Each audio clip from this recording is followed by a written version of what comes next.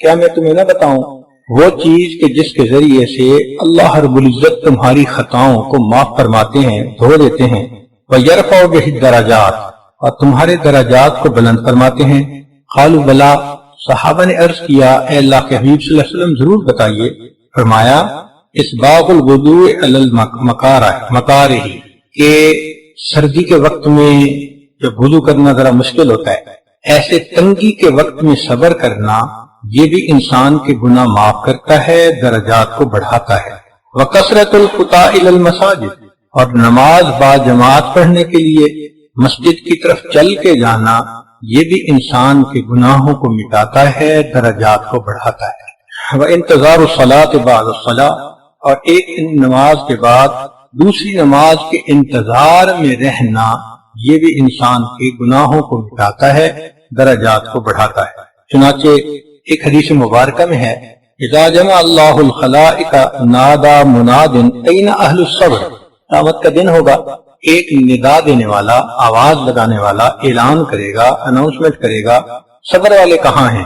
فیقوم ناس، کچھ لوگ کھڑے ہوں گے اور وہ فینطلقون سراعا الی الجنہ، جلدی سے جنت کی طرف وہ بھاگ پڑیں گے، چل پڑیں گے۔ فیلقاہم الملائکۃ فیقولون، ملائکہ ان کو ملیں گے اور یہ کہیں گے انا نراکم سراعا الی الجنۃ فمن انتم، ہم دیکھ رہے ہیں کہ تم بہت تیزی سے سپیڈ لگائے جا رہے ہو، بھائی تم ہو کون؟ فیقولون، وہ کہیں گے نحن اہل الصبر، ہم صبر والے ہیں۔ فیقولون، وہ فرشتے پوچھیں گے وما صبرکم، تم نے کس چیز پہ صبر کیا؟ فیقولون، وہ کہیں گے کنا نصبر علی طاعت اللہ، ہم اللہ کی فرما برداری کرنے پر صبر کرتے تھے۔ وکنا نصبر علی معاصی اللہ، عن معاصی اللہ، اور ہم گناہوں سے بچنے میں بھی صبر کرتے تھے، یعنی نفس کو روکنا گناہ کرنے سے اور نفس کو مجبور کرنا نیکی کے کرنے پہ، دونوں صبر والی باتیں۔ تہجد میں اٹھنا کون سا آسان ہے، مجبور کرنا پڑتا ہے اپنے آپ کو، مشقت ہوتی ہے اس وقت میں اٹھنا۔ تو فرمایا کہ ہم یہ دونوں طرح کا صبر کرتے تھے، طاعات کرنے میں صبر، گناہوں سے بچنے میں صبر۔ فیقال لہم، ان کو یوں کہا جائے گا ادخلوا الجنۃ فنعم اجر العاملین، جنت میں داخل ہو جاؤ، کتنا بہتر اجر ہے عمل کرنے والوں کے لیے۔ چنانچہ ہمارے مشائخ نے لکھا ہے ومن اشتاق الی الجنۃ صلا عن الشہوات، جس بندے کو جنت کی خواہش ہو نا، شوق ہو، رچ جائے جس کے دل میں، وہ بندہ شہوات کو چھوڑ دیتا ہے، جنت کے مزوں کے بغیر، کہ اس کو جنت مطلوب ہوتی ہے، وہ رسک نہیں لیتا، شہوات سے اپنے آپ کو بچاتا ہے۔ ومن اشفق من النار، اور جس کو آگ میں جانے سے ڈر لگتا ہے، رجع عن المحرمات، وہ گناہوں میں پڑنے سے اپنے آپ کو روک لیتا ہے۔ ومن زہد فی الدنیا تہاون بالمصیبات، یہ بندہ زہد اختیار کر لیتا ہے تو دنیا کی مصیبتیں اس پر آسان ہو جاتی ہیں۔ ومن ارتقب الموت فسارع الی الخیرات، اور جو بندہ موت کا مراقبہ کرتا ہے تو وہ بندہ پھر نیکی کے کام میں جلدی کرتا ہے، دوڑ دوڑ کے نیکی کرتا ہے، بھاگ بھاگ کے نیکی کرتا ہے، تاکہ میں اپنی زندگی میں کچھ اعمال کر لوں۔ وہ نیکی کر کر کے تھکتا ہے اور تھک تھک کے پھر نیکی کرتا ہے، کیونکہ اس کو پتا ہوتا ہے کہ موت آنے والی ہے اور مجھے اس سے پہلے کچھ کرنا ہے۔ ہمارے حضرت مرشد عالم رحمۃ اللہ علیہ عمر کے آخری حصے میں تو فرمایا کرتے تھے کہ میرے لیے دن رات برابر ہو گئے، فرماتے تھے کہ تم کہتے ہو یہ دن ہے اور یہ رات ہے، میرے لیے سب ایک ہے۔ چنانچہ رات میں بھی کوئی آ جاتا تو بیان فرماتے، بیٹھے رہتے، ہم سوچتے بھئی کوئی نیند کا ماحول ہی نہیں، حیرت ہوتی اس بات پہ۔ اچھا کئی دفعہ ہم سفر کر کے حضرت کے ساتھ مغرب عشاء کے وقت سفر شروع کیا اور آدھی رات کو وہاں پہنچے، اب اتنا نیند سے ہم بیدار کہ جی چاہتا تھا کہ بس اجازت ملے تو ہم کھڑے ہی سو جائیں، حالت ہماری ایسی ہوتی تھی۔ اور حضرت وہاں جا کے بیٹھ کے پھر قرآن کا آواز شروع کر دیتے۔ یا اللہ، سب اتنے تھکے ہوئے، ایسے لگتا تھا کہ واقعی ان کی نظر میں دن اور رات کا فرق نہیں تھا۔ اور حضرت یہ فرماتے تھے کہ انی دعوت قومی لیلا و نہارا، دن اور رات اس طرح اللہ کے دین کی دعوت دیتے تھے، نہ آرام کا خیال نہ کھانے کا خیال، اس طرح زندگی لگا دی۔ ایک دن مجھے فرمانے لگے کہ میں نے سالکین کو اتنی توجہ دی ہے کہ اب میری ہڈیاں بھی درد کرتی ہیں، اب میری ہڈیاں بھی درد کرتی ہیں۔ جب آخری وقت قریب تھا تو ڈاکٹروں نے کہا کہ آپ ریسٹ کریں، دوائی وقت پہ لیں، کھانے کا خیال رکھیں، فلاں رکھیں۔ تو حضرت ہر چیز کا بڑا خیال رکھتے تھے. تو حضرت کے بڑے صاحبزادے حضرت مولانا عبد الرحمن قاسمی رحمت اللہ علیہ بہت نیک نوجوان تھے، بہت باخدا اور باہمت نوجوان. وہ اپنے والد گرامی کے ساتھ کبھی کبھی بات بھی کر لیتے تھے کھل کے. تو جب حضرت بہت کھانے کا خیال رکھتے اور لیٹنے کا اور آرام کا اور دوائی کا، تو ایک دن کہنے لگے ابا جی ساری زندگی تو آپ نے اپنا خیال نہیں رکھا، اب آپ کو بڑا اپنا خیال ہو گیا ہے. ساری زندگی تو آپ نے اپنا خیال نہیں رکھا، اب آپ کو بڑا اپنا خیال ہو گیا ہے. تو حضرت نے یہ سنا تو لیٹے ہوئے تھے. فرمان لگے قاسمی اٹھ کے بٹھاؤ، مجھے اٹھا کے بٹھاؤ. تو حضرت قاسمی نے تکیہ لگا کر حضرت کو بٹھا دیا، قریب بلایا. فرمانے قاسمی ادھر آ. کہ جب قریب آیا تو فرمان لگے دیکھ مجھے اپنی جان شروع سے عزیز تھی، اللہ کی قسم اسی لیے میں نے اس کو پوری زندگی عزیز نہیں رکھا. مجھے اپنی جان شروع سے عزیز تھی اسی لیے میں نے پوری زندگی اپنی جان کو عزیز نہیں رکھا. تو یہ اللہ والوں کی عبادتیں ہوتی ہیں. حقیقت میں کو اپنی جان عزیز ہوتی ہے ان کو، مگر وہ یہ سمجھتے ہیں کہ عزیز کا مطلب آرام، عزیز کا مطلب اپنی جان کو مشقت میں ڈال کے اللہ کے ہاں درجہ پا کے چلے جانا، اس کو عزیز کہتے ہیں. قرآن مجید میں صبر کے بہت زیادہ فضائل بتائے گئے ہیں. ایک تو فلاح کو صبر کے ساتھ نفی کیا گیا، جیسے اصبروا وصابروا ورابطوا واتقوا اللہ لعلکم تفلحون، اس سے فلاح ملتی ہے. اور دوسرا مضاعفت اجر الصابرین، جو صبر کرنے والے کو اجر ملتا ہے وہ کئی گنا زیادہ ہوتا ہے. اللہ فرماتے ہیں انما یوفی الصابرون اجرہم بغیر حساب، کہ صبر کرنے والوں کو تو ہم بلا حساب اجر عطا فرما دیں. سبحان اللہ. رب کریم اگر کہیں کہ بلا حساب اجر تو ذرا اندازہ لگائیں نا کہ کتنا اجر ہوگا. اللہ اکبر. پھر صبر کرنے والوں کو اللہ کی معیت ملتی ہے، ان اللہ مع الصابرین. پھر صبر کرنے والوں کو اللہ رب العزت مدد عطا فرماتے ہیں. استعینوا بالصبر والصلاۃ، اللہ کی مدد آتی ہے، اللہ کی مدد اترتی ہے. فرمایا بلا ان تصبروا وتتقوا ويأتوكم من فورهم هذا يمددكم ربكم. سبحان اللہ. یعنی فرشتوں کے نازل ہونے کی بشارت ان کو دے رہے ہیں کہ تم نے صبر کیا اس وجہ سے. بخمسۃ آلاف من الملائکۃ مسومین. نبی اسلام نے فرمایا ان النصر مع الصبر، کہ اللہ کی مدد تو صبر والے کے ساتھ ہے. تو جو صبر کرتا ہے اللہ کی مدد ملتی ہے، اور اس صبر کی وجہ سے اللہ کی حفاظت ہوتی ہے. چنانچہ فرمایا ان تصبروا وتتقوا لا يضركم كيدهم شيئا، اگر تم صبر کرو گے اور تقوی اختیار کرو گے، یہ تمہارے دشمن ہیں، حاسد ہیں، وہ تمہارا بال بیکا بھی نہیں کر سکیں گے. تمہیں اللہ کی حفاظت نصیب ہو جائے گی. اور جب صبر والے جنت میں داخل ہونے لگیں گے تو قرآن مجید میں فرمایا والملائکۃ یدخلون علیہم من کل باب سلام علیکم بما صبرتم فنعم عقبی الدار. صبر کی وجہ سے فرشتے بھی ان کو سلام، مبارکیں مبارکیں ایسے دے رہے ہوں گے. فرمایا کہ صبر ایمان والوں کے لیے بہتر ہے. وَإِنْ عَاقَبْتُمْ فَعَاقِبُوا بِمِثْلِ مَا عُوقِبْتُمْ بِهِ وَلَئِنْ صَبَرْتُمْ لَهُوَ خَيْرٌ لِلصَّابِرِينَ. چنانچہ صبر کے اوپر بڑا اجر ملتا ہے. إِلَّا الَّذِينَ صَبَرُوا وَعَمِلُوا الصَّالِحَاتِ أُولَئِكَ لَهُمْ مَغْفِرَةٌ وَأَجْرٌ كَبِيرٌ. کبیر کا لفظ استعمال فرمانا اندازہ کر سکتا ہے انسان کہ اللہ رب العزت کتنا زیادہ اجر فرمائے. فرمایا جعل الصبر من عزم الامور واصبر علی ما اصابک ان ذلک من عزم الامور. اور کامیابی کا وعدہ ان ایمان والوں کے ساتھ جو صبر کرتے ہیں. چنانچہ بنی اسرائیل والوں نے فرعون کی جو تکالیف تھی اس کے اوپر صبر کیا. اللہ فرماتے ہیں وَتَمَّتْ كَلِمَةُ رَبِّكَ الْحُسْنَى عَلَى بَنِي إِسْرَائِيلَ بِمَا صَبَرُوا.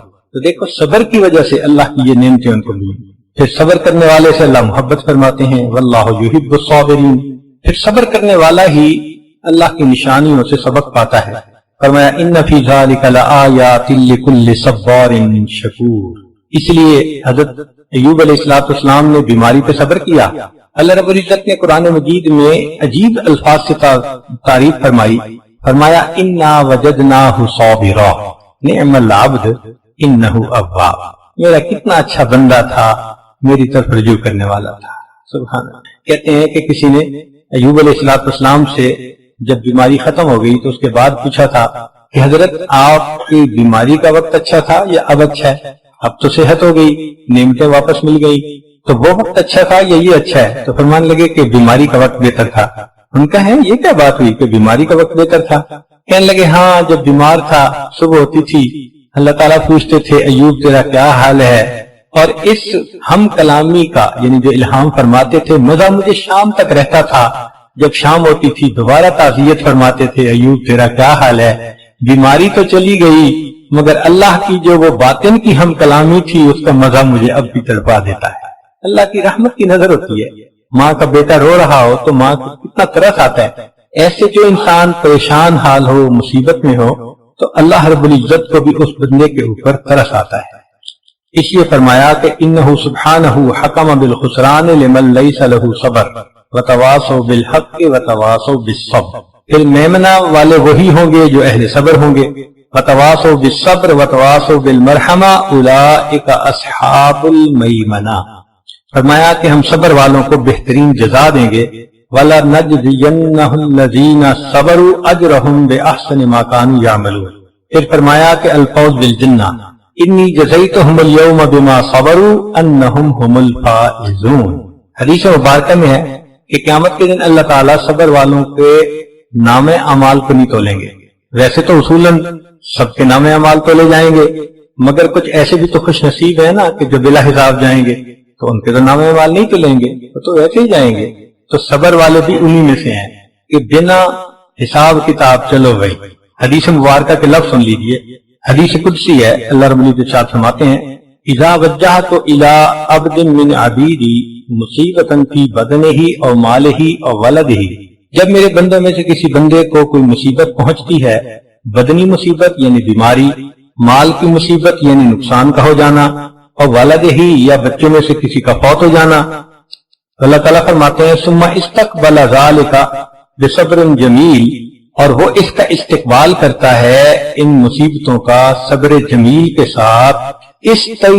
استحییت منہ یوم القیامۃ ان انصب لہ میزانا او انشر لہ دیوانا، تو مجھے قیامت کے دن حیا آئے گی کہ میں اس بندے کا نام اعمال کھولوں یا اس کے لیے میں میزان قائم کروں کہ اس نے تو دنیا میں صبر کیا اور میں اس کا حساب کتاب لوں۔ اللہ فرماتے ہیں میں اس کا حساب نہیں لوں گا۔ چنانچہ صبر والے لوگ بنا حساب کے جنت میں جائیں گے۔ انسان کے اوپر تین طرح کے حالات آتے ہیں۔ قرآن مجید میں اللہ فرماتے ہیں والصابرین فی البأساء والضراء وحین الباس، تو یہاں تین حالات بتائے گئے ہیں، تنگ دستی کے حالات، مرض کے حالات، بیماری کے حالات، اور فرمایا کہ قتل و قتال کے حالات۔ یہ تین طرح کے حالات بندے کو پیش آ سکتے ہیں، اور ایک آیت میں اللہ تعالیٰ نے بتلایا کہ ہم 5 طریقے سے بندے کو آزمائیں گے۔ چونکہ یہ دار المحن امتحان گاہ ہے تو آزمائش 5 طرح سے آتی ہے۔ فرمایا وَلَنَبْلُوَنَّكُمْ بِشَيْءٍ مِّنَ الْخَوْفِ وَالْجُوعِ وَنَقْصٍ مِّنَ الْأَمْوَالِ وَالْأَنفُسِ وَالثَّمَرَاتِ، یہ 5 آزمائشیں ہیں جو بندے پر آ سکتی ہیں، یعنی یہ 5 کوسچن ہیں جو اس امتحان گاہ میں تمہیں حل کرنے ہیں۔ اب کسی کو بیماری دے کے آزماتے ہیں، کسی کو کاروبار میں نقصان دے کے آزماتے ہیں، کسی کے قریبی عزیز کی جان لے کے آزماتے ہیں۔ یہ مختلف آزمائشیں ہیں، یہ آتی ہی رہتی ہیں بندے کے اوپر، بدل بدل کے آتی ہیں، مگر فرماتے ہیں وَبَشِّرِ الصَّابِرِينَ، جو ان حالات میں صبر کرنے والے ہیں، اے میرے پیارے محبوب صلی اللہ علیہ وسلم ان کو بشارت دے دیجیے، ان کو مبارک دے دیجیے، ان کو خوشخبری دے دیجیے۔ اب یہ بات سمجھ میں نہیں آتی کہ مصیبت اور پریشانی آتی کیوں ہے، تو اللہ جزائے خیر دے ہمارے اکابر کو کہ انہوں نے اس کو بھی کھول کے بیان کیا۔ چنانچہ ہمارے اسلاف نے لکھا ہے کہ انسان کے اوپر مصیبت 2 وجوہات سے آتی ہے۔ پہلی وجہ انسان کی کوتاہیاں، اس کے گناہ، اس کے کرتوت، ما اصابکم من مصیبت فبما کسبت ایدیکم، اللہ فرماتے ہیں تمہیں جو مصیبت آتی ہے تمہارے ہاتھوں کی کمائی ہوتی ہے۔ اس کی مثال یوں سمجھ لیجئے کہ غلطی ہوئی تو تھپڑ پڑ گیا، کہ بندہ بھی گناہ کرتا ہے تو اللہ تعالیٰ اس کو سمجھانے کے لیے کوئی مصیبت بھیج دیتے ہیں۔ جب مصیبت آتی ہے نا پھر انسان ذرا جاگتا ہے، پھر آنکھیں کھولتا ہے، پھر جو 5 وقت کی نماز بھی نہیں نہ پڑھتا وہ پوچھتے حضرت میں تہجد میں کیا پڑھا کروں، اب پریشانی جو آ گئی۔ کہاں فرض نماز نہیں ہوتی تھی، کہاں تہجد میں بھی پڑھائیاں ہو رہی ہیں۔ تو یہ یاد رکھیے، خوشیاں سلاتی ہیں اور غم جگاتے ہیں، خوشیاں سلاتی ہیں اور غم جگاتے ہیں۔ سبحان اللہ۔ ابن عطا اللہ اسکندری رحمۃ اللہ علیہ نے ایک عجیب بات لکھی ہے۔ پہلی مرتبہ جب میں نے پڑھی تو میں نے اس بات کو پڑھنے کے بعد مستقل بیٹھ کے ان کی مغفرت کی دعا کی، اتنا میرا دل خوش ہوا اس بات پہ۔ تو وہ کہنے لگے کہ مقصود پیچھے یہ تھا کہ جب بندہ غافل ہو جاتا ہے تو اللہ مصیبت، بیماری، پریشانی بھیجتے ہیں تاکہ یہ بندہ حقیقت کو پہچان لے، اللہ کے در کی طرف آ جائے۔ تو فکرہ عجیب لکھتے ہیں، وہ فرماتے ہیں، اس کا ترجمہ سنیے کہ پاک ہے وہ پروردگار، پاک ہے وہ پروردگار جو غفلت میں پڑے ہوئے بندوں کو، جو غفلت میں پڑے ہوئے بندوں کو پریشانیوں اور مصیبتوں کی زنجیروں میں جکڑ جکڑ کر اپنے در کی طرف واپس کھینچ رہا ہوتا ہے۔ پاک ہے وہ پروردگار جو غفلت میں پڑے ہوئے بندوں کو پریشانیوں اور مصیبتوں کی زنجیروں میں جکڑ جکڑ کر اپنے در کی طرف واپس کھینچ رہا ہوتا ہے۔ اللہ اکبر۔ واقعی یہ غم نہ ہوتے تو انسان تو پھر جنت کی کوشش ہی نہ کرتے، وہ تو پکا اپنے لیے جہنم کو خرید لیتے۔ یہ تو شکر ہے کہ اللہ تعالیٰ کی طرف سے حالات ایسے آ جاتے ہیں کہ انسان کی آنکھ کھل جاتی ہے کہ میں کر کے آ رہا ہوں، اسے اپنی اوقات یاد آ جاتی ہے، اس کے لیے واپسی کا راستہ اللہ نے کھول دیا۔ تو واقعی یہ اللہ رب العزت کا بڑا فضل اور کرم ہے کہ اللہ تعالیٰ بندے کے گناہوں پر اس کو دنیا ہی میں سزا دے دیتے ہیں اور اس کو اپنی طرف متوجہ کر لیتے ہیں۔ کئی مرتبہ یہ سزا، یہ مصیبت، یہ گناہوں کی وجہ سے نہیں آتی، درجات بڑھانے کے لیے آتی ہے۔ مثال کے طور پہ بندے نے دعا مانگی، اللہ مجھے قیامت کے دن اپنے محبوب کے قدموں میں جگہ عطا فرما دے، دعا قبول ہو گئی۔ اب عمل تو ہے نہیں کہ قدموں میں جگہ ملے، تو کیسے ملے گی؟ تو اللہ رب العزت اس کے لیے بہانہ بناتے ہیں، کوئی بیماری بھیج دی، کوئی مصیبت بھیج دی، کوئی پریشانی بھیج دی، اور ان معمولی باتوں پہ جب وہ بندہ صبر کر لیتا ہے، اس صبر کو بہانہ بنا کر اللہ اس کی اس تمنا کو پورا فرما دیتے ہیں۔ تو آنے والی مصیبت ہمیشہ بری تو نہیں ہوتی، کئی مرتبہ اس میں فائدے بھی ہوتے ہیں۔ بھائی دیکھیں، ہر تکلیف بری نہیں ہوتی، کئی تکلیف تو ایسی ہوتی ہے کہ بندہ اس تکلیف کو برداشت بھی کرتا ہے اور تکلیف دینے والے کو پیسے بھی دیتا ہے۔ آپ بتائیں کہ اگر آپ کے جسم سے کوئی بڑا پھوڑا ہو اور ڈاکٹر کے جناب اس کا آپریشن کرنا ہے، فیس ادا کریں گے، ہاسپٹل کی فیس بھی دیں گے، سرجن کی بھی فیس دیں گے، وہ کرے گا کیا؟ وہ چیرے گا۔ سبحان اللہ، چیر پھاڑ کے پیسے دے رہے ہیں اور بعد میں شفا ہوتی ہے تو اس کو دعائیں بھی دے رہے ہوتے ہیں۔ تو تکلیف پہنچانے والے کو پیسے بھی دیتے ہیں، دعائیں بھی دیتے ہیں، اس لیے تکلیف ہمیشہ بری نہیں ہوتی۔ اس لیے دعائیں دیتے ہیں، پیسہ دیتے ہیں کہ یہ چھوٹی تکلیف ختم ہو جاتی ہے، بڑی تکلیف سے بندے کو بچا لیتی ہے۔ اسی طرح اللہ تعالیٰ بھی کئی مرتبہ بڑے عذاب سے بچانے کے لیے اپنے بندوں پہ چھوٹی تکلیف بھیج دیتے ہیں۔ ہم چونکہ کوتاہ نظر ہیں، ہم اس کو محسوس نہیں کر پاتے کہ بھئی اس میں ہمارے لیے فائدہ کیا تھا، اس میں ہمارے لیے حکمت کیا تھی۔ ہم بس ذرا سی پریشانی مصیبت آئی تو واویلا مچانا شروع کر دیتے ہیں۔ اچھا یہ دیکھیں کہ بے صبری کا فائدہ کیا ہوتا ہے؟ مصیبت تو ٹلتی نہیں جو آ چکی ہوتی ہے، ہاں اتنا ضرور ہوتا ہے کہ اس مصیبت پہ جو اجر ملنا تھا وہ اجر ملنا بند ہو جاتا ہے۔ مصیبت پہ جو اجر ملنا تھا اجر ہی بند ہو جاتا ہے، تو پھر بے صبری کا فائدہ کیا ہوا؟ اس سے تو بہتر تھا انسان صبر کرتا، تو اس کی وجہ سے اجر کا تو امیدوار ہوتا نا۔ تو فرمایا پہلی بات، ما اصابکم من مصیبت فبما کسبت ایدیکم، اور دوسرا فرمایا ما اصاب من مصیبت فباذن اللہ، جو مصیبت تمہیں پہنچتی ہے اللہ کے علم سے، اللہ کی مرضی ہے، اللہ آزمائشیں بھی بھیج دیتا ہے۔ چنانچہ انبیاء کرام پر جو مصیبتیں آئیں وہ ان کے درجات بڑھانے کے لیے آئیں، قرب کے اعلیٰ ترین درجات ملے، وہ اس لیے تھیں۔ اب مصیبت آنے کی وجوہات تو سمجھ میں آ گئی، چنانچہ ایک خیال ذہن میں آتا ہے کہ اگر مصیبت آ جائے تو کیا کرنا چاہیے۔ اصول سمجھ لیں کہ بندے کو مصیبت مانگنی نہیں چاہیے، کبھی بھی نہ مانگے۔ اللہ تعالیٰ کو بہادری دکھانے کی ضرورت نہیں ہے، ہمت طاقت دکھانے کی ضرورت نہیں ہے، عاجزی کرنے کی ضرورت ہے۔ اے اللہ میں عاجز بندہ ہوں، میں متحمل نہیں ہو سکتا، میرے ساتھ عافیت کا معاملہ کیجیے۔ تو مصیبت مانگے نہیں، اور اگر آ جائے تو واویلا نہ مچائیں، اب اس کے اوپر صبر کر لیں۔ مگر قرآن مجید نے طریقہ بتا دیا کہ بھئی یہ مصیبت کم کیسے ہو سکتی ہے. مثال کے طور پہ کوئی فوت ہو گیا تو شریعت کہتی ہے کہ اس وقت تم یوں کہو انا للہ و انا الیہ راجعون. ان الفاظ کے پڑھنے سے دل کو تسلی ہو جاتی ہے. اچھا معنی بھی دیکھ لیجئے ذرا اس کے. انا للہ اس کا معنی یہ ہے کہ ہم اللہ کے ہیں, ہم اللہ کی ملک ہیں, اللہ ہمارا مالک ہے. تو بھئی مالک کو اختیار ہوتا ہے نا کسی چیز کو اوپر کی سٹوری پہ رکھ دے یا نیچے کی سٹوری پہ رکھ دے, تو یہ تو مالک کا اختیار ہے. کوئی کہہ تو نہیں نہ سکتا تو جی آپ نے کرسی خریدی اس کو اوپر کی سٹوری پہ کیوں رکھا, تو جی آپ نے اس کرسی کو بیسمنٹ میں کیوں رکھا. وہ کہے کہ مالک ہوں, جب تک چاہوں اوپر رکھوں, جب تک چاہوں بیسمنٹ میں ڈال دوں.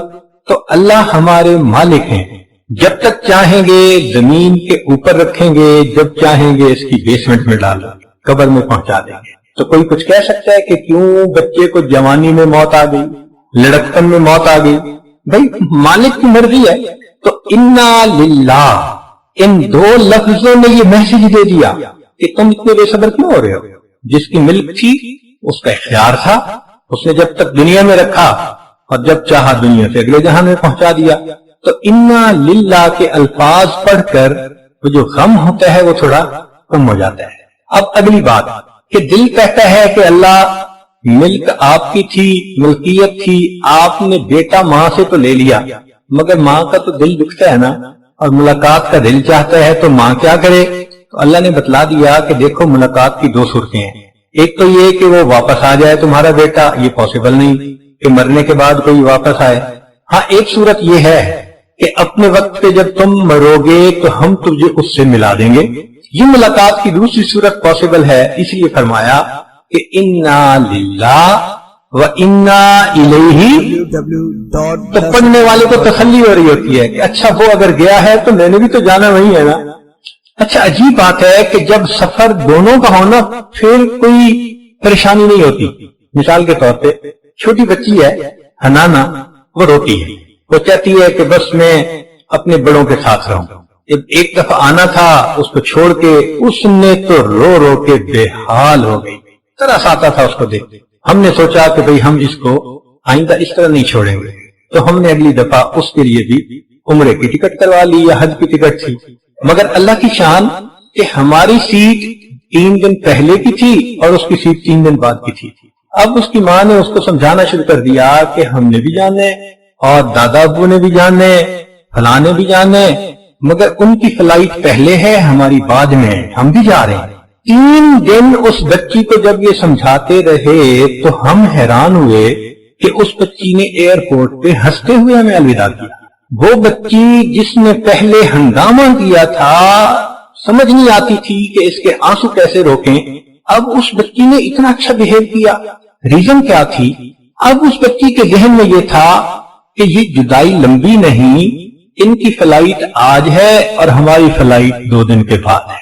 اس دن مجھے ایک بات سمجھ میں آ گئی کہ اللہ آپ نے جو فرما دیا کہ تم مصیبت کے وقت یہ پڑھ لیا کرو کہ انا للہ, بھئی تمہاری فلائٹ تو چلی گئی, مسئلہ اتنا نہیں, انا الیہ 2 دن بعد ہماری بھی فلائٹ آنے والی ہے. تو پھر یہ چیز بندے کے لیے برداشت کرنی آسان ہو جاتی ہے. نبی علیہ السلام نے ایک اور طریقہ بتایا غم گھٹانے کا. فرمایا کہ اگر کوئی بھی تمہارا قریبی پیارا لوڈ ون فوت ہو جائے تو تم اس وقت میری جدائی کو بھی یاد کیا کرو. حدیث پاک اذا اصیب احدکم بمعصیۃ بمصیبۃ فلیذکر مصیبۃ بی, کہ جب تم میں سے کسی کو کوئی مصیبت پہنچے تو وہ میری جدائی والی مصیبت کو یاد کر لے, کیونکہ وہ مصیبت تو اعظم المصائب, بڑی مصیبتوں میں سے سب سے بڑی مصیبت. صحابہ رضوان کے لیے نبی علیہ السلام کی جدائی سے بڑی مصیبت اور کوئی نہیں تھی, اس سے بڑا دکھ نہیں تھا. اس لیے کسی نے کہا فاصبر لكل مصیبت وتجلدی واعلم بان المرء غیر مخلدی فاذا ذکرت مصیبتا ومصابها فاذکر مصابک بالنبی محمد. تو محبوب صلی اللہ علیہ وسلم کی جدائی والے ہی ان کی مصیبت کو یاد کر لینا, یہ چھوٹی مصیبتیں بہت آسان ہو جائیں گی. حضرت اقتص رحمۃ اللہ علیہ تھانوی رحمۃ اللہ علیہ لکھتے ہیں کہ مصیبت کو کم کرنے کا بہترین طریقہ یہ ہے کہ آدمی غور کرے اس آیت پر ان اللہ مع الصابرین, کہ صبر کرنے والے کے ساتھ اللہ ہوتے ہیں.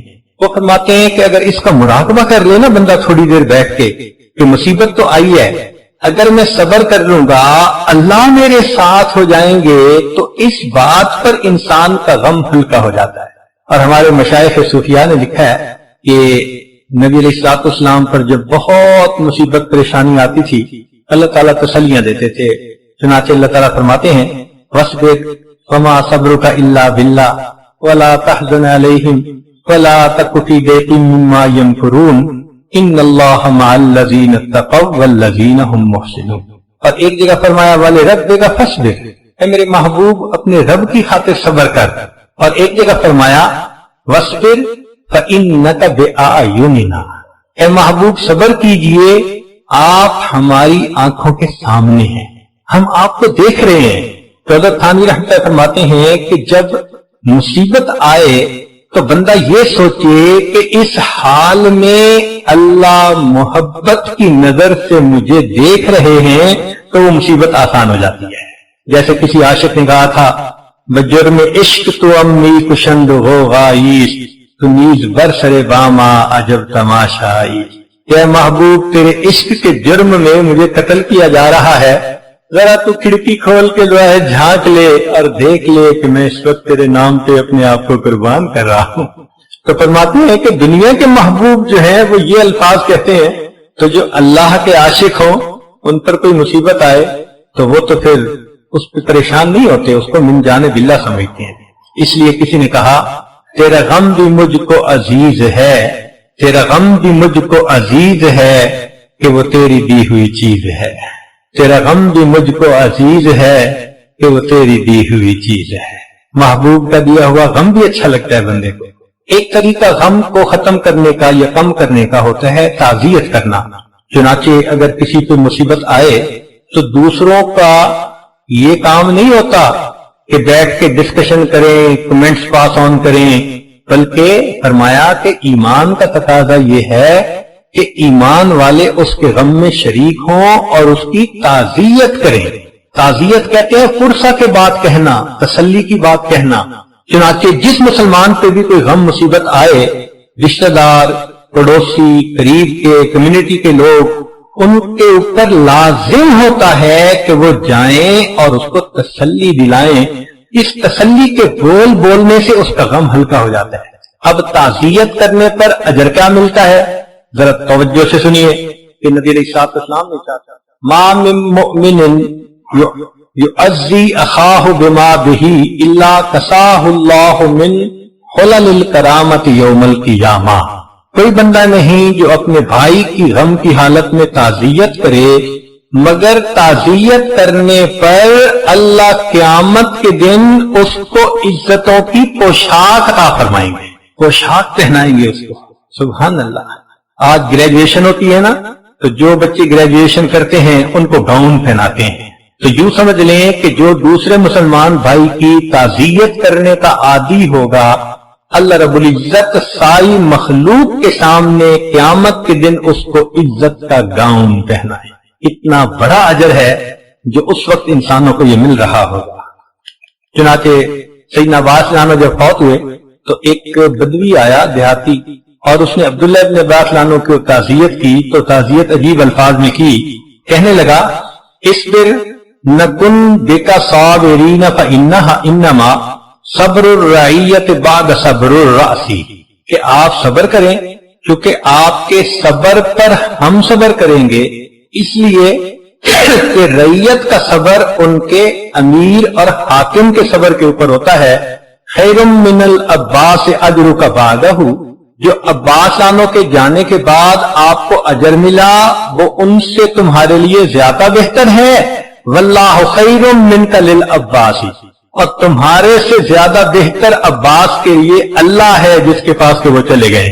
تو مضمون کتنا پیارا تھا کہ آپ صبر کریں، اس لیے کہ بڑوں کے صبر کے اوپر چھوٹوں کا صبر ہوتا ہے، اور دوسری بات یہ کی کہ آپ کو عباس عنہ کے جانے کے بعد جو اجر ملے گا وہ آپ کے لیے زیادہ بہتر ہوگا، اور تمہارے پاس رہنے کی نسبت عباس عنہ کے لیے اللہ کے پاس چلے جانا زیادہ بہتر ہے۔ کیا خوبصورت تعزیت کے الفاظ تھے جو ایک دیہاتی میں آ کے अब्दुल्लाह इब्न अब्बास लानो को कह दिए। चुनाचे सब्र एक ऐसा इबादत है कि जिसका अजर दुनिया से मिलना शुरू हो जाता है। कुछ इबादतें तो है ना जिनका अजर आखिरत में मिलेगा, ये उन इबादत में से है कि दुनिया से ही शुरू। चुनाचे अल्लाह ताला फरमाते हैं बशर साबिरीन, सब्र करने वालों को आप बशारत दे दीजिए क्या कि उलाइका अलैहिम सलवातुम मिर रब्बिहिम व रहमा व उलाइका हुमुल मुहतदून, उनके ऊपर अल्लाह की तरफ से रहमतें और बरकतें हैं और यही लोग हैं जिनको अल्लाह ने सीधे रास्ते की रहनुमाई फरमाई है। तो सब्र करने पर अल्लाह की रहमतें उतरती हैं, बरकतें उतरती हैं और इंसान को सीधे रास्ते की रहनुमाई मिलती है। इसलिए हदीस पाक में है, ये बात बड़ी अजीब है, मुमकिन है कि आप में से बहुत सारे दोस्तों के लिए नई हो। हदीस मुबारक है, मुझे तो खुद पढ़ के बस मजा आ गया। नबी अलैहिस्सलाम ने इरशाद फरमाया कि जो शख्स मुसीबत पर इन्ना लिल्लाह पढ़े, मुसीबत आने पर, अच्छा मुसीबत से मुराद ये नहीं कि फौत हो जाए कोई, नहीं, बेशक कोई फौत हो जाए या कारोबार में कोई नुकसान हो जाए या कोई बीमारी आ जाए, कोई और परेशानी आ जाए, किसी भी मुसीबत परेशानी पर अगर कोई इन्ना लिल्लाह पढ़े, हत्ता कि नबी अलैहिस्सलाम तो चिराग के गुल होने पे इन्ना लिल्लाह पढ़ा करते थे।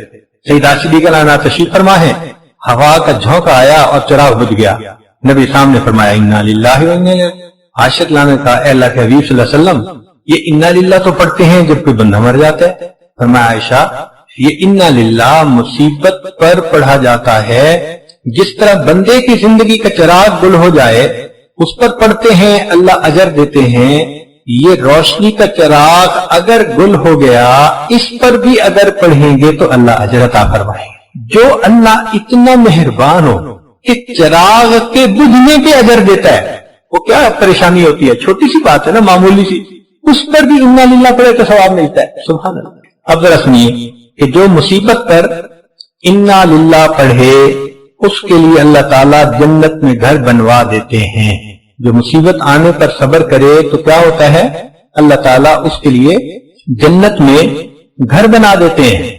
अब यहां तक तो बात मामूल की थी, मगर हदीस पाक का अगला हिस्सा सुनिए कि फरमाया कि जब कभी उस मुसीबत को याद करके बाद में वो बंदा दोबारा इन्ना लिल्लाह पढ़ता है, अल्लाह उसको सदमाए ऊला के बराबर अजर अता फरमाते हैं। अब देखो वालिदैन तो फौत हुए आज से 10 साल पहले, उस वक्त तो वाकई सदमा था, लेकिन अगर उस वक्त सब्र किया तो सब्र वाले का अल्लाह ने अकाउंट खोल दिया।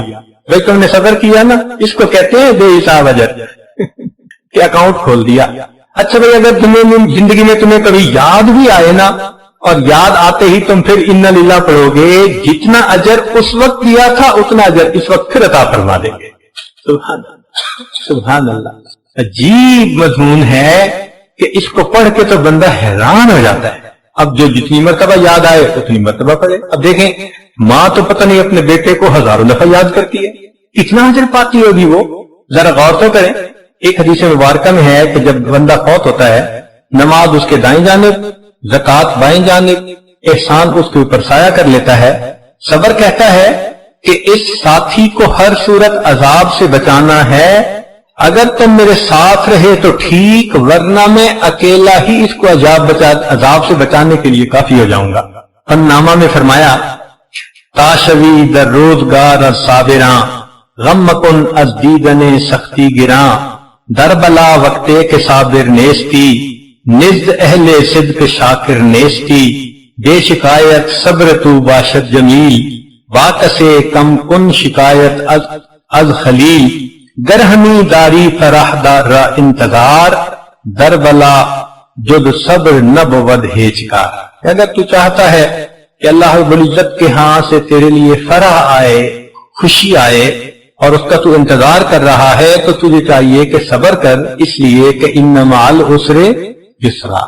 इसी हदीस को मालूम है कि जब कोई बंदा बीमार होता है तो अल्लाह ताला फरिश्तों को फरमाते हैं कि देखो मेरा ये बंदा बीमार हो गया, जो सेहत के जमाने में ये मामूलात करता था अब ये नहीं कर सकेगा, तुम इसका अजर उसी तरह लिखते रहना, उसी तरह लिखते रहना। और फिर दूसरी बात ये कि इसकी हर करवट के बदलने पर भी अजर लिखना, और फरमाया कि ये कराहेगा, हर कराहने के ऊपर सुबहान अल्लाह पढ़ने का अजर लिखना। अल्लाह सुभान अल्लाह। मोमिन के क्या मजे हैं, नेमत मिले तो शुक्र अदा करो तो भी जन्नत, और गम आए सब्र करो तो भी जन्नत। अल्लाह तेरी शान बड़ी है।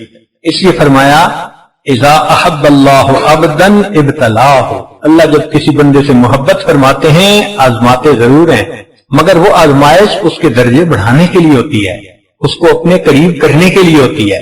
तुम दिए बाद मुखालिफ से न घबरा ए उकाब, ये तो चलती है तुझे ऊंचा उड़ाने के लिए। तो ये गम जो आते हैं ना, ऊंचा उड़ाते हैं। हमारी जुबान में कहते हैं सुख दुखा तू देवा वार, दुखा आन मिलायम यार। इन सुखों को मैं दुखों पे कुर्बान कर दूं, दुखों ने मुझे मेरे यार से मिला दिया, दुखों ने मुझे मेरे यार से मिला। चुनाचे हज़रत मुजद्दिद रसानी रहमतुल्लाह अलैह फरमाते हैं कि इंसान की तरबियत अल्लाह ताला दोनों तरह से करते हैं, कभी जमाल की तजल्लियात के जरिए से और कभी जलाल की तजल्लियात के जरिए से। जब जमाल की तजल्लियात होती हैं तो बहारें होती हैं, रिज्क की फरावानी, इज्जत की फरावानी, लोगों की जुबान पे तारीफें, घरों में मोहब्बतें, प्यार, आसानियां, ये अल्लाह ताला की जमाल की नजर होने की दलील होती है। और कभी कभी अल्लाह ताला बंदे को जलाल की तजल्ली से भी आजमाते हैं। तो जब जलाल की तजल्ली होती है, कोई फौत हो जाता है, कोई बीमार हो जाता है, कारोबार में लॉस हो जाता है, कोई और ऐसा काम हो जाता है कि जिससे जिल्लत होती है, खामखा का कोई मसला बन जाता है, कोई न कोई ऐसी दुख परेशानी की बात बन जाती है, तो बंदा समझ ले कि अब मेरी जलाल की तजल्लियात से तरबियत हो रही है। मगर फरमाते हैं कि अजीब बात यह है कि जब जमाल की तजल्लियात होती हैं तो सालों की इबादत पर वो तरक्की नहीं मिलती कि जब जलाल की तजल्लियात आती हैं, सब्र करने पर लम्हों में वो तरक्की मिल जाती है। अगर लोगों को मुसीबत के सब्र के ऊपर अजर का पता चल जाए तो ये तो अल्लाह से मुसीबत मांगने पे तैयार हो जाए, इतना अजर होता है। मगर मशाइख ने मना किया कि मुसीबत कोई ना मांगे, अल्लाह ताला को बहादुरी दिखाने की कोई जरूरत नहीं, वो बिन आजमाए भी अजर दे सकता है। तो इसलिए अबदियत ही दिखाएं कि अल्लाह बस कमजोर हूं, मैं इस काबिल नहीं हूं नाप तोल के, बस तू वैसे ही मेहरबानी फरमा दे और अजर अता फरमा दे। चुनाचे गम कम करने का एक तरीका कि बंदा ये सोचे कि मेरे गुनाहों की मैल धोई जा रही है। जैसे माँ बच्चे को देखती है कि इसके जिस्म पे नजासत लग गई, बदबू आ रही है, तो माँ से बर्दाश्त नहीं होता, बच्चे को उठा के ले जाती है। अब बच्चा रो रहा होता है मगर वो उसका रोना बर्दाश्त करती है, पानी डाल के धोती है, चाहे सर्दी का मौसम हो चाहे कुछ हो, और जब बच्चा धुल जाता है फिर उसको पाउडर खुशबू लगा के अच्छे कपड़े पहना के लाती है, तो देखने वाले उसको गोद में ले लेते हैं। यही मामला अल्लाह रब्बुल इज्जत भी बंदे को देखते हैं कि मेरे बंदे ने ये खता की, ये गुनाह किया, ये गुनाह किया, अब मैल ज्यादा हो चुकी, अब इसको साबुन लगाने की जरूरत पेश आ गई, तो फिर अल्लाह ताला गम का साबुन भेज देते हैं। तो उस वक्त बेसब्री का मुजाहरा नहीं करना चाहिए, वरना जो बेसब्री का मुजाहरा करता है अल्लाह पहले से बड़ी मुसीबत भेजते हैं, और बेसब्री करता है उससे भी बड़ी मुसीबत आती है। इसकी मिसाल ऐसे समझें कि जैसे बाप बच्चे को समझाना चाहता है कि ये सॉरी कर ले, तो पहले तो उसको बुला के कहता है कि तुमने गलती क्यों की, नियत होती है कि मेरे कहने पर ही सॉरी कर ले तो माफ कर दूंगा। अब अगर वो बच्चा नहीं समझता तो जरा तुर्श नजरों से देखता है, तुमने कहा नहीं था, मकसद क्या होता है कि अब मान जा। अब अगर फिर भी वो नहीं ये बात कहता तो फिर उसको पकड़ के धमकाता है, दो लगाऊंगा, और फिर भी नहीं समझता तो फिर एक लगा भी देता है, और जब देखता है कि थप्पड़ लगाने से भी नहीं समझा फिर जूता उतारता है। तो देखें जो सजा का लेवल था ना वो बढ़ता गया। यही बंदे के साथ मामला। तो बेहतर नहीं कि जूता उतरने से पहले हम जब वो बुलाएं, और हमने वाकई कुछ बच्चों को देखा इतने समझदार होते हैं, बाप जरा बुलाए ना, पता उनको क्या होना क्या है, तो पहले ही रोना शुरू कर देते हैं। हमने एक जगह देखा वाले ने बच्चे को बुलाया और वो रोता हुआ आ रहा है, बाप कहने लगा अच्छा रो नहीं, चला जा वापस। हमने भाई ये बड़ा समझदार निकला।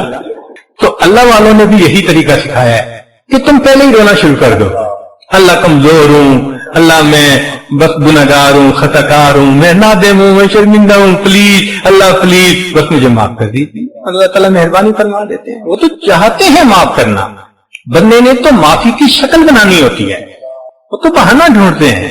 चुनांचे एक हदीस पाक में है کہ ایک سابق لانوں کی دور جاہلیت میں کسی عورت کے ساتھ آشنائی تھی. ایک دفعہ چلتے ہوئے وہ عورت ملی اور اس نے کوئی باتیں کی تو آپ باتیں سن کے چل پڑے. لیکن جب چلے نا تو خیال آیا کہ یہ وہیں کھڑی ہے یا چلی گئی. تو ذرا پیچھے مڑ کے دیکھا, آگے جو قدم بڑھایا تو سامنے دیوار میں سر لگا تو چوٹ بھی لگی.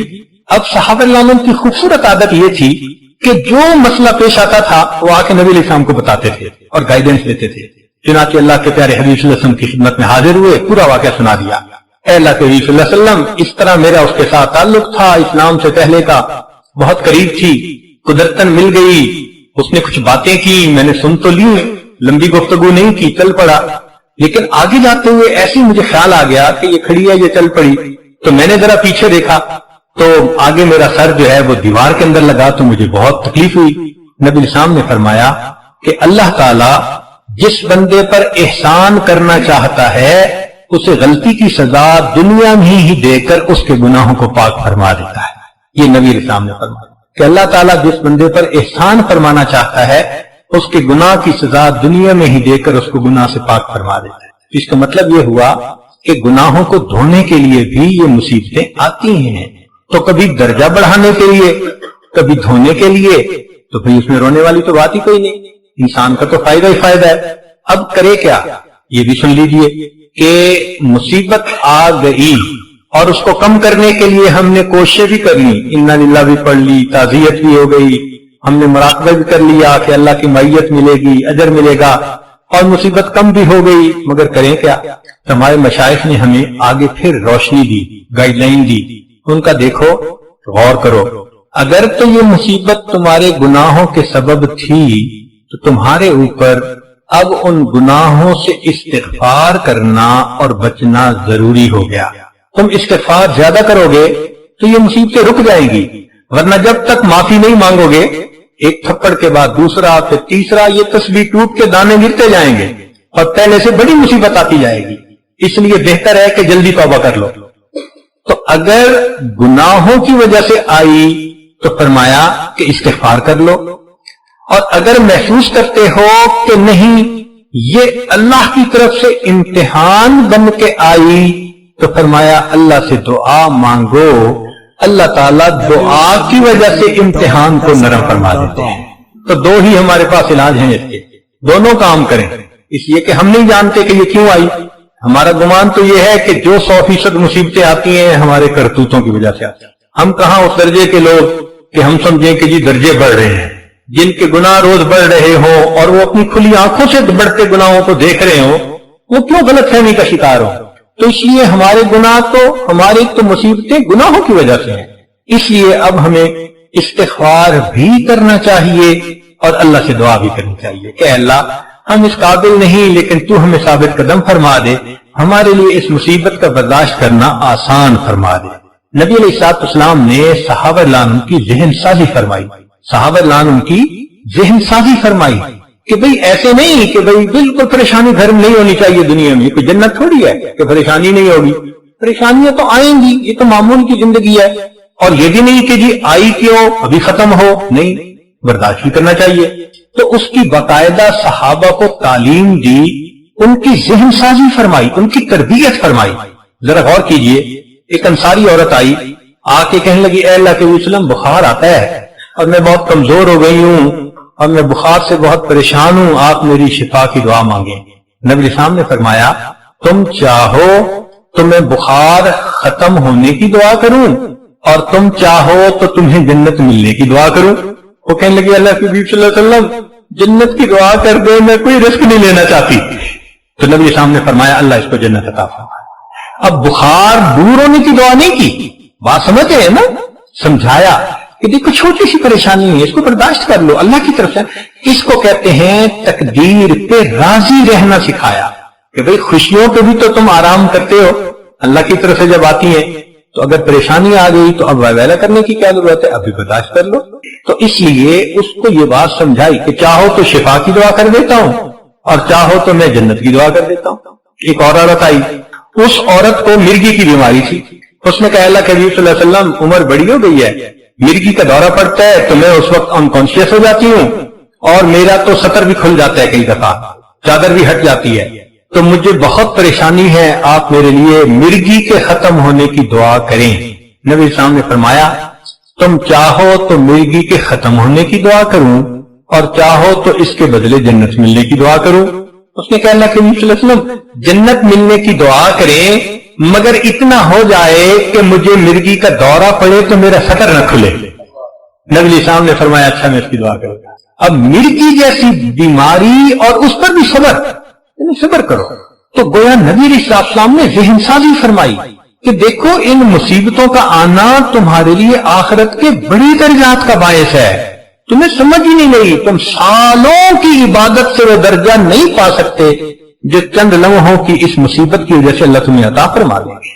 اس لیے صرف ایک ذہن نہ بناؤ۔ اب ذرا سنیے، زید بن ارقم رضی اللہ تعالیٰ عنہ نبی شام کے پاس آئے، اللہ کے حبیب صلی اللہ علیہ وسلم نے فرمایا زید جب میں فوت ہو جاؤں گا تو بعد میں ایک وقت آئے گا کہ تمہاری بینائی چلی جائے گی، اب بتائیں کسی بندے کو اندھا ہونے کی بات بتاؤ تو کیا عجیب خبر ہے۔ تو زید بن ارقم رضی اللہ عنہ کو نبی صاحب نے فرمایا زید جب میں دنیا سے چلا جاؤں گا تو تمہارے پر وقت آئے گا کہ تمہاری بینائی چلی جائے گی۔ تو وہ سن کے خاموش ہو گئے۔ فرمایا زید اس وقت تم کیا کرو گے؟ جواب دیا اے اللہ کے حبیب صلی اللہ علیہ وسلم میں صبر کروں گا۔ نبی صاحب نے فرمایا اچھا اگر تم صبر کرو گے میں تمہیں بغیر حساب جنت میں داخلے کی خوشخبری دیتا ہوں۔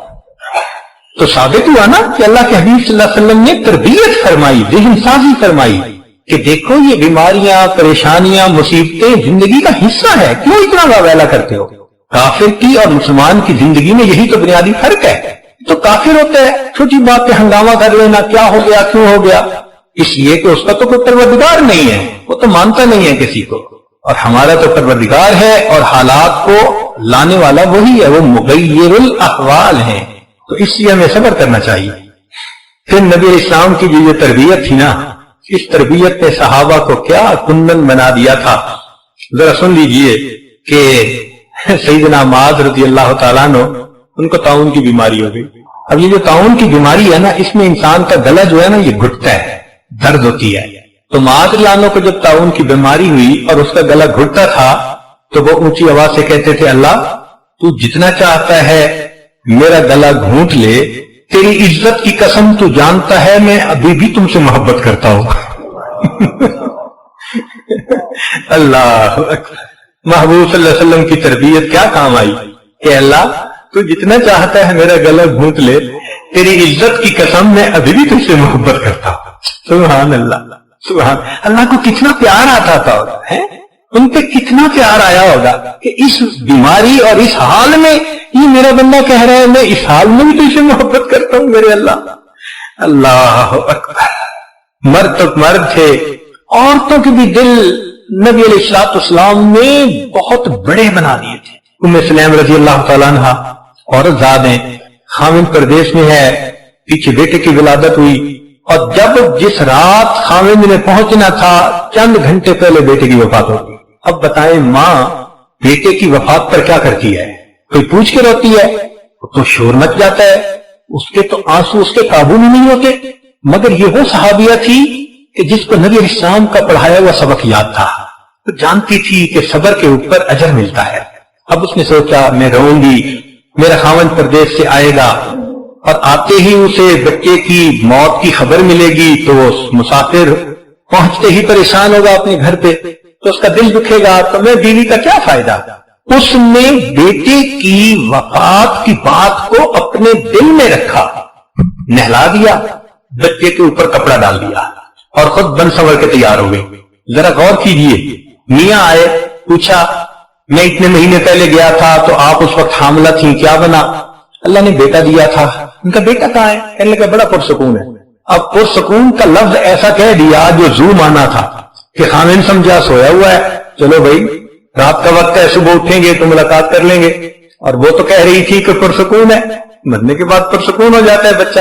تو خامن کو نہیں اندازہ ہوا، چنانچہ انہوں نے کھانا کھایا۔